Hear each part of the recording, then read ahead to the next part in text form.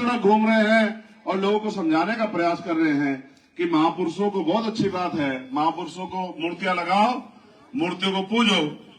आप ये देखो, आपने बाबा साहब अम्बेडकर की मूर्ति लगाई, लेकिन सोचो बारिश पड़ेगी तो कैसे बचाओगे बाबा साहब की मूर्ति को, अगर आपने छावा का इंतजाम नहीं किया है। अब मैं रुकूंगा नहीं किसी पे, मेरी बात को सुनो। जिन पे कुछ होता है वो खुशी मनाए अच्छे लगते हैं।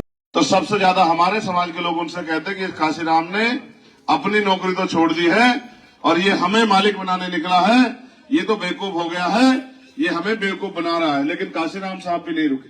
फिर एक समय आया कि काशीराम साहब के आंदोलन से इतनी ताकत बनी कि राजकाज भी हम पे आया, डीएम एसएसपी भी हमारा बना, पटवारी सेक्रेटरी भी हमारा बना, गांव में प्रधान से लेके बीडीसी जिला पंचायत भी हमारा बना, जिला पंचायत अध्यक्ष मंत्री संतरी भी हमारे बने और फिर उन्होंने हमारे लिए काम किया।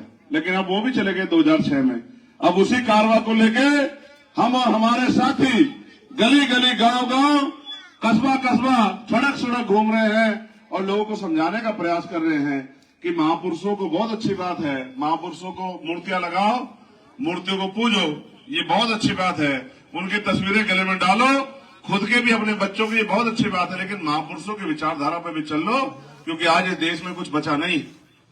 इस देश में बाबा साहब अम्बेडकर हमें शिक्षित होने के लिए कह के गए। आप मुझे बताओ, आप अपने आसपास देख रहे होंगे आज सरकारी स्कूलों में कौन सी शिक्षा मिल रही है? जब हमारी नींव ही कमजोर होगी, जब सरकारी स्कूलों में पढ़ने वाले बच्चे कमजोर होंगे, तो वो फिर नौकरी रोजगार कहां करेंगे? वो तो मेहनत मजदूरी करेंगे। और ये तो हमारे साथ सदियों से चला आया। जब भी हमने अपने पैरों पे खड़ा होने का प्रयास किया, तभी दुश्मन ने हमारे पैर काटने का, हमारे सहारे खत्म करने का प्रयास किया।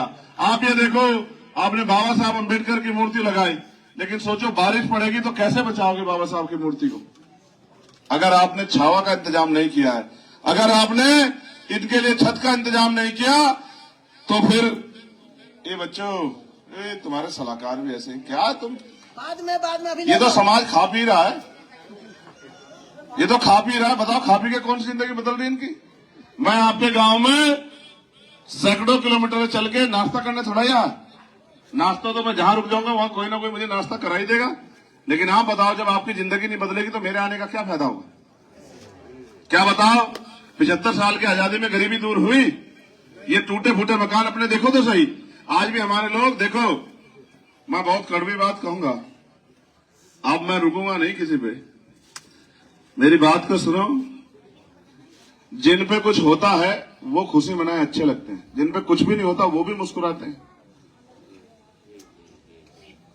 जिन पे कोई चीज नहीं होती वो उसको लेने के लिए प्रयास करते हैं। लेकिन हमारा समाज तो, ये जो बहुजन समाज है, ये इतना गुलाम हो गया है कि ये रोजी रूखी सूखी में ही खुश है। इसको चाहे देखो, काशीराम साहब कहते थे कि जिस कौम को फ्री में खाने की आदत हो जाती है वो कौम कभी क्रांति नहीं कर सकती, और जो कौम कभी क्रांति नहीं कर सकती